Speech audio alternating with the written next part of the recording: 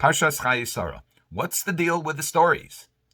We hear the story about Avram's somewhat strange negotiation for a burial plot. He could have gotten it for free, and instead he insists on paying, and according to the Gemara, overpaying for a burial plot for his wife Sara in Hebron. Why the effort? Why the push? And the other question is, why all the detail about Avram's quest through his agent Eliezer to find a wife for Avraham, his successful quest? He finds Rivka. And both of these stories are particularly perplexing. We're going to set this up a little bit. First, why the big deal about buying the land? And my Rabbi Rav Ahron Soloveichik said, we've talked about this in the past, that there are two types of title. There's legal title and there's psychological title. Legal title means you own something. You can own it by buying it. You can own it by finding it. You can own it by having it be presented to you as a gift. You can work for something. That's legally owning something. Then there's what Rav Ahron refers to as psychological title. Psychological title means that you not only own something, but you care profoundly about it. And that comes about through sacrifice. Now, the Gemara in Bava Metzia talks about the sacrifice that a person makes for his fruits and why he prefers his own fruits over the fruits of another. Here he explains that what Avram Avinu was doing was embedding, if you will, a kind of psychological title in his progeny, in his descendants, for the land of Israel, for land in the land of Israel. But why? I mean, okay, he creates presumably a deeper connection, but he already had a promise that's repeated no fewer than 7 times, that from God, that God will give him and his children the land of Israel. So why put the effort into it? And then we have basically the same question for why put all the effort into finding a mate, a shidduch, for Yitzchak. And he has conditions, and he sends him to Haran, and he says, find from Haran, and then Eliezer goes through all of this, and there's a remarkable detail repeated in this parsha about finding a wife. But God already said, I'm going to make your children more numerous than the stars in the heavens and the sands of the shore. It just and that promise about the large number of descendants is also repeated several times. So why is Avram going through this effort?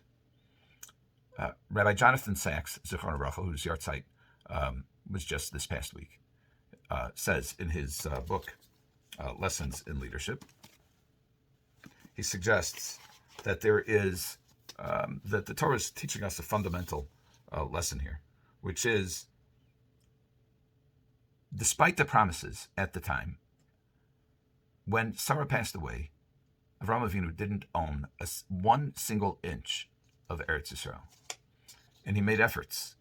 And he didn't sit back and say, you know what, God promised he's going to deliver, which is unquestionably true. But we're partners with the Almighty.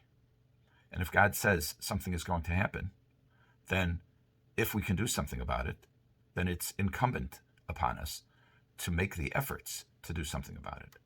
And so Avraham Avinu goes to great lengths and spends what, according to the Gemara, is a small fortune on acquiring land that would have come into his line of descendants in any event. But Avram made it happen now. Likewise, with his children, his descendants. He now has Yitzchak. Ki Yitzchak yikorei l'chazara. Yitzchak will be the father of Avram's grandchildren and his descendants, the ones that are attributed to Avram. And he could have said, God promised he's going to deliver. But he didn't. And he took the steps necessary to ensure that he would have, he would identify an appropriate wife for Yitzchak. The principle here is God promises, but we have to act. It's not a deficiency in our belief. This is what God expects of us. Despite all the promises, God does not and will not do it alone. We are his partners. In a sense, we are, as Chazal refer to his agents as Shluchei Rachmana. We are the agents of the Almighty. And the mere fact of a promise does not absolve us of efforts to achieve that. Now, there is no way that Avram was going to see in his lifetime the multitudes of descendants, but he had the vision. And the vision was that he can do something to create, to help start the chain. And he likewise had the vision that he could help create the foothold and ultimately the complete inhabitants of the land of Israel.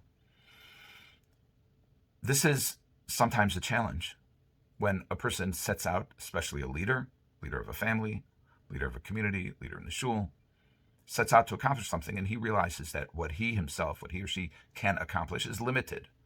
But there's also a person of vision understands that starting out in small steps gets the ball rolling. And it's an infinite jump from 0 to 1. It's not infinite to go from 1 to 2 and 2 to 3, etc. And we see this, we have many examples of this. We see this in the return to Zion, which started as the dream of a few people and ended up with millions of Jews living in Eretz Yisrael, something that was perhaps dreamt of 150 years ago. But did anybody seriously expect it to happen and to happen so quickly? I don't know. But I would be skeptical. Only somebody who has the big picture and understands what the big goal is, and understand he may not even live to see it, but he can get it going, and he can start the ball rolling in order to accomplish the will of God. We see this in personal ways as well. For many people, learning all of Tanakh is a daunting challenge. Learning all of the Talmud Bavli is a daunting challenge. But if you do a page a day, as far as the Gemara goes, you'll finish in 7.5 years. And there are tens of thousands of Jews all over the world who have done that.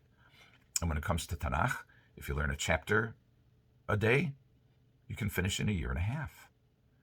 What you can accomplish in small steps when we take the initiative is actually remarkable. The Mishnah in Pirkei Avos says, Lo alecha hamlacha ligmor, v'lo ata ben chorin lihibotel mimeno. It's not our obligation to accomplish everything. But just because we cannot and will not accomplish everything doesn't mean we are free from the enterprise, from making the efforts to accomplish something. So we set about our day, we set our tasks, we try to have vision, we do what we can to help bring about God's will. And at the end of the day, if we have accomplished what we can, that truly is accomplishing everything. Have a good Shabbos.